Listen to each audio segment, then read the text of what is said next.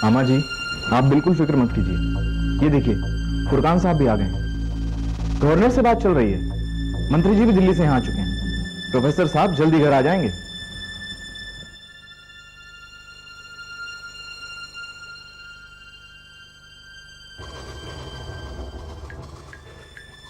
देखिए फुरकान साहब, कोई भी ऐसी बुरी खबर इन्हें खतरे में डाल सकती है, इसलिए मैंने नींद की दवाइयां दे दी हैं और जब तक हालात सुधर नहीं जाते ये अमल जारी रखना होगा।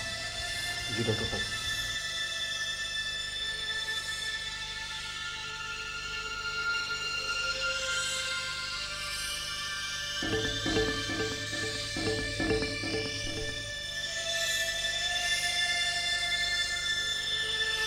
आखिरकार JKLF ने इस घिनौनी वारदात की जिम्मेदारी ली, जिनकी डिमांड थी कि 3 आतंकवादी गुलाम नबी भट्ट, निसार अहमद, फैयाज अहमद वानी को छोड़ दिया जाए, जिसमें गुलाम नबी भट्ट मकबूल भट्ट का भाई था और जिसे 1984 में तिहाड़ जेल में न्यायाधीश नीलकंठ गंजू की कलम से फांसी का हुक्म हुआ था। अचानक तीसरे दिन फोन की घंटी बज उठी।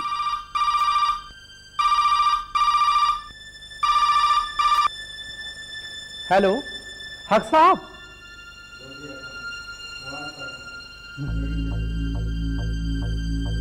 हेलो हेलो हेलो, कौन बोल रहा है?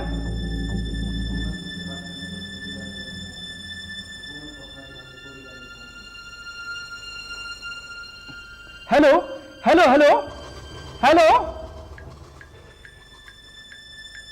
खुदा खैर करे।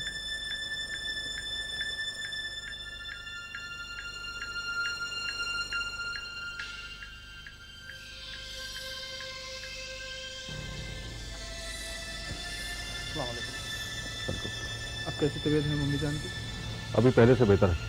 अभी भी डॉक्टर रुके गए। आप तशरीफ रखिए जरा। प्रोफेसर हामिद अस्सलाम वालेकुम। वालेकुम सलाम। अभी अभी मेरे पास एक फोन आया था। हक साहब फरमा रहे थे कि वे रोजे से हैं और सेहतमंद भी। तभी उनके हाथ से किसी ने रिसीवर छीन लिया और फिर एक आवाज आनी शुरू हो गई। हुकूमत हमारे मामले में मुकम्मल तौर पे संजीदा नहीं है, हमारी मांगे पूरी होनी चाहिए। और फिर उसके बाद फोन कट गया। आपके पास फोन आया था? फुरकान साहब, प्रोफेसर हमीद साहब पर फोन आना कोई हैरत की बात नहीं, क्योंकि वो लोग बात करने के लिए ऐसे लोगों का इंतखाब रखते हैं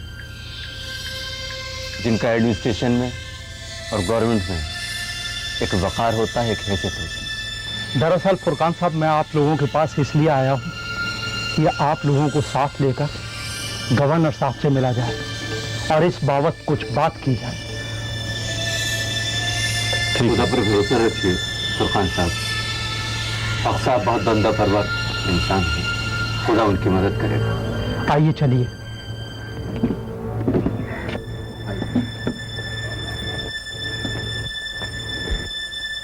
गवर्नर, पुलिस और मंत्रियों से मुलाकातों का सिलसिला जारी रहा।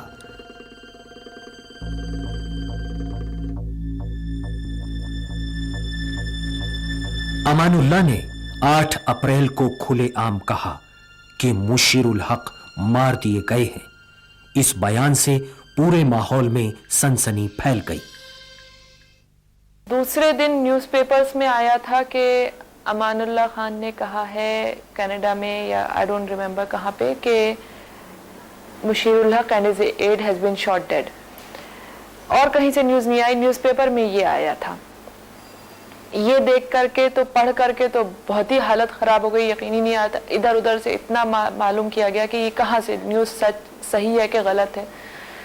तो पता चला कि नहीं, ये ऐसा कुछ नहीं है। इस तरह की न्यूज़ जो है ये गलत न्यूज़ छप गई है। और आखिरकार 2 दिन बाद वही हुआ जिसका खतरा हर इंसान महसूस कर रहा था। श्रीनगर की पॉश कॉलोनी बादशिया बाग की चहल पहल वाली सड़क के किनारे 2 लाशें पड़ी मिली, एक प्रोफेसर मुशीरुल हक और दूसरी सरगर की।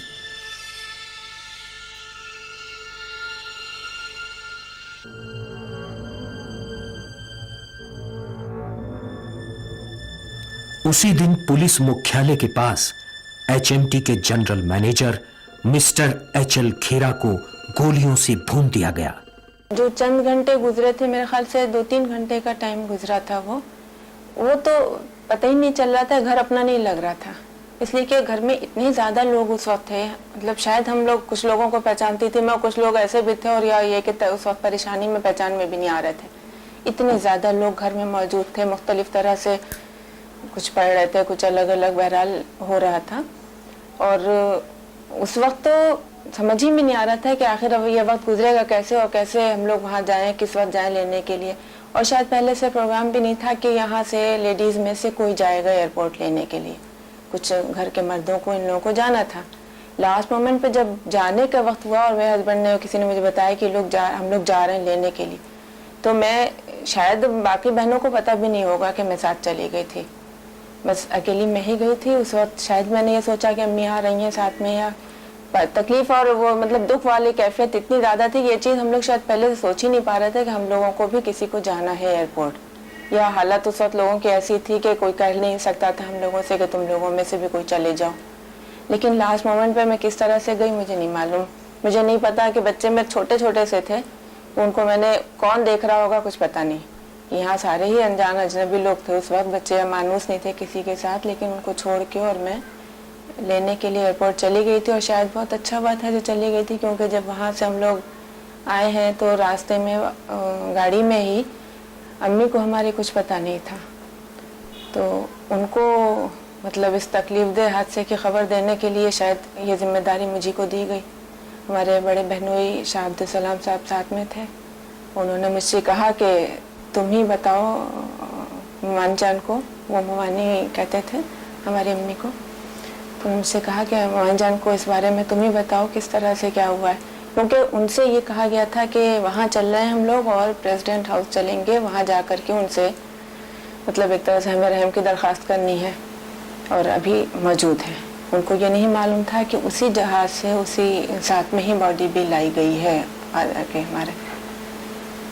तो ये जो एक बहुत ज़्यादा उस वक्त तो तकलीफदेह वो था, और सोच के शायद अभी भी रोंगटे खड़े हो जाते हैं कि किस तरह से मैंने उन्हें खबर दी थी कि हम लोग अब वहाँ नहीं जा रहे हैं, वहाँ जाने से कोई फ़ायदा नहीं है, वहाँ जाना लाहासिल है बिल्कुल, और हमको वापस घर जाना है और उनको उनकी आखिरी मंजिल पे पहुँचाने के लिए तैयारी करनी है। इस साफ और शफाफ पानी में भी इंसानियत की दुश्मन ताकतों ने तेजाब नहीं बल्कि जहर डाल दिया, जिससे बहता हुआ ये दरिया एक हिचकी लेकर खामोश हो गया।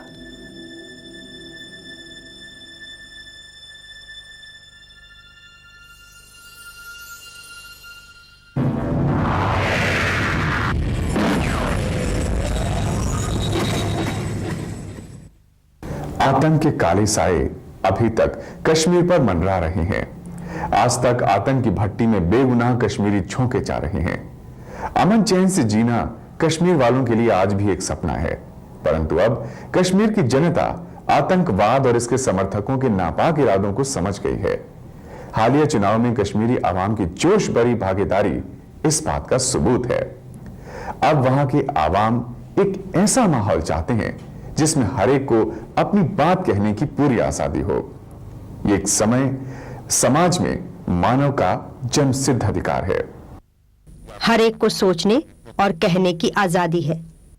मानव अधिकार एक ऐसे समाज का निर्माण करना चाहता है जिसके हर सदस्य को सम्मान, बराबरी, इंसाफ और अमन के साथ जीवन बिताने के अधिकार हासिल हो, और आतंकवाद इसके बिल्कुल उलट समाज में अपमान, ऊंच नीच, छुआछूत, अशिक्षा, अन्याय और अशांति फैला रहा है। हम सबको अपनी और अपनी आने वाली पीढ़ी के उज्जवल भविष्य के लिए समाज से आतंकवाद की जड़ें उखाड़ कर फेंकनी होगी। इसी संकल्प के साथ हम आपसे विदा लेते हैं।